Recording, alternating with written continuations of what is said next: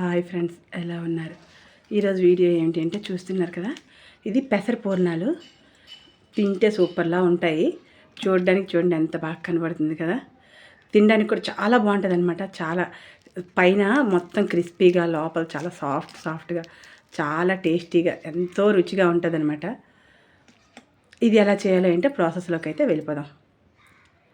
దానికోసం ఫస్ట్ అయితే ఇలాగా ఒక ఎంటీ బౌల్ తీసుకొని గ్లాస్ ఒకటి కొలత కోసం పెట్టుకొని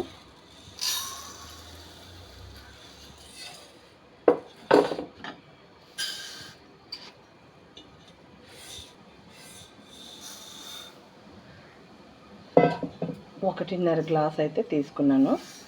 ఇప్పుడు ఇది కాస్త డ్రై రోస్ట్ చేసుకున్నాం బాగాని.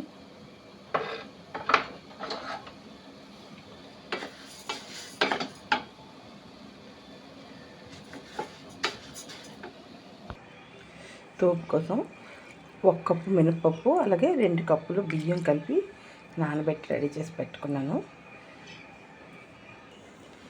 ఇది ఫ్రై అయిపోయింది, చూడండి కలర్ చేంజ్ అయింది కదా. ఇంకా పూర్తిగా ఫ్రై అయిపోయినట్టు ఇంక ఇందులో వాటర్ వేసుకుందాం. మనం ఏ గ్లాస్తో అయితే పప్పు తీసుకున్నామో అదే గ్లాస్తో ఇప్పుడు ఇందులో 3 గ్లాసెస్ వాటర్ అనేది వేసుకున్నాం.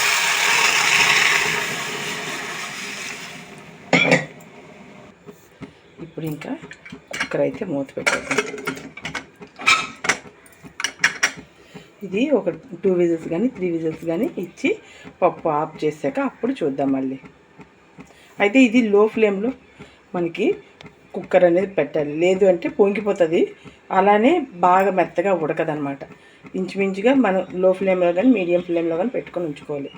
ఇప్పుడు ఇంకా కుక్కర్ 3 విజిల్స్ తర్వాత ప్రెజర్ మొత్తం పోయింది కదా. ఇప్పుడైతే కుక్కర్ చూడండి, మన పెసరపప్పు మొత్తం పూర్తిగా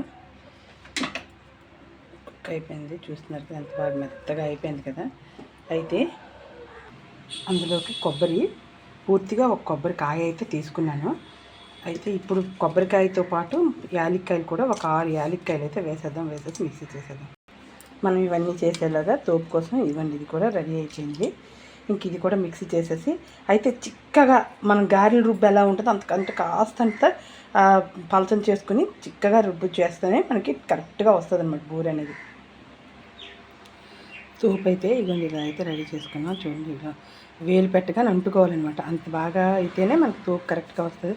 అయితే ఇది మూత పెట్టి ఇంకొక కాసేపు ఉంచాము అంటే మనకి బూర్లు ఉండలు చుట్టుకునేలాగా మనకి ఇదైతే రెడీ అయిపోతుంది కదా. అయితే బెల్లం పాకం తీసుకొని ఇందులో మనం రెడీ చేసుకుందాం. ఇలా ప్లేట్లోకి అయితే వేసేసి మొత్తం పిండి అంతా ఆరబెట్టుకున్నాను. ఇప్పుడైతే స్టవ్ వెలిగించుకొని మనం ఏ గ్లాస్తో అయితే తీసుకున్నామో పప్పు అనేది ఆ గ్లాస్తో 2 గ్లాసులు బెల్లం అనేది తీసుకోవాలి. తీసుకుని ఇది మనం పాకం పట్టుకుందాం. ఫస్ట్ అయితే వాటర్ కూడా ఎక్కువ వేసుకోవద్దు, ఈ 2 గ్లాసులు సగమే వేసుకున్నాను. బెల్లం కరిగింది అంటే మనకి ఆటోమేటిక్గా పాకం అనేది వచ్చేస్తుంది కదా. ఎందుకంటే ఎక్కువ వాటర్ వేసాము అంటే మనకి బాల్స్ చేసుకోవడానికి మనకు అనేది కరెక్ట్గా రాదనమాట కన్సిస్టెన్సీ అనేది. సో అందుకని చెప్పి ఇప్పుడు ముందైతే పాకం రానిద్దాం. బెల్లం కరిగి అది వడగట్టుకుని మనం పాకం వచ్చేలాగా ఈ పిండిలో మనం అయితే కొబ్బరి అంతా వేసేసి మిక్స్ చేసేసుకుందాం. ఇంకా ఈ పిండి మొత్తాన్ని ఇలా మిక్స్ చేసుకున్నామంటే పాకంలో వేసేయడానికి ఈజీగా ఉంటుంది మనకి. పాకం అయితే వచ్చేసింది చూడండి. ఇలా అంటే తీగలా రావాలి చూడండి, జారేటప్పుడు తీగలాగా వస్తుంది కదా. ఇంకా మనకి పాకం అనేది వచ్చేసింది. ఇంకా మనం ఈ పెసరపప్పు మొత్తాన్ని ఇందులో వేసేద్దాం. లో ఫ్లేమ్లో పెట్టుకొని వేసామంటే మనకి కరెక్ట్గా వచ్చేస్తుంది. ఇది ఇంకా ఎక్కడ ఉండలు లేకుండా బాగా జాగ్రత్తగా వేసుకోవాలి. ఇలా మొత్తం వేసేసాక బాగా మిక్స్ చేసుకోవాలి. ఎక్కడ అనేది ఉండకూడదు. ఉన్నది అంటే మనకి దానికి తీపి పట్టదనమాట, పట్టకుండా అది టేస్ట్ మారిపోతుంది.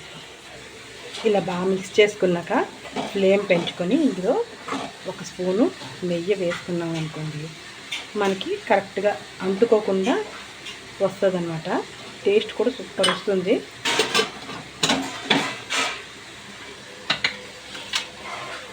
మనం ఇంకా ఇది కలుపుకుంటూ పూర్తిగా దగ్గర పడేంత వరకు ఉంచుకోవాలి ఇక్కడ పొయ్యి మీద అయితే. ఉంచిన తర్వాత మనం ఇంకా చల్లారించుకొని ఉండలు చుట్టేసుకోవడం. ఇంకా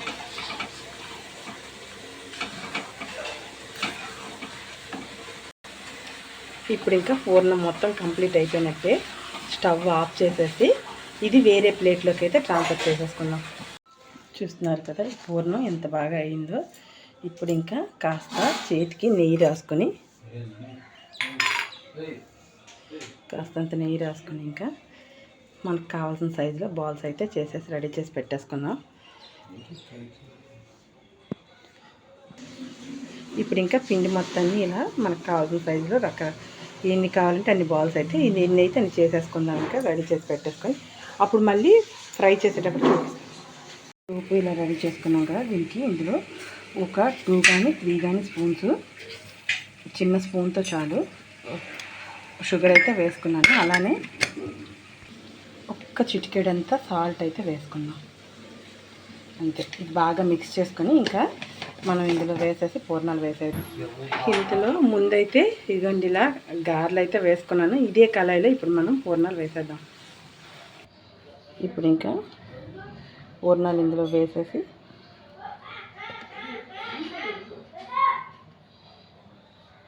మనం చెయ్యి కూడా పెట్టాల్సిన అవసరం లేదు. ఇలా ఇప్పుడు ఇంకా పూర్ణాన్ని అయితే ఇలా వేసేద్దాం. మొత్తం అన్నీ ఇలానే వేసేద్దాం. ఒక పక్క పూర్తిగా ఫ్రై అయినాక ఇంకో పక్కకి అయితే టర్న్ చేసేసుకుందాం.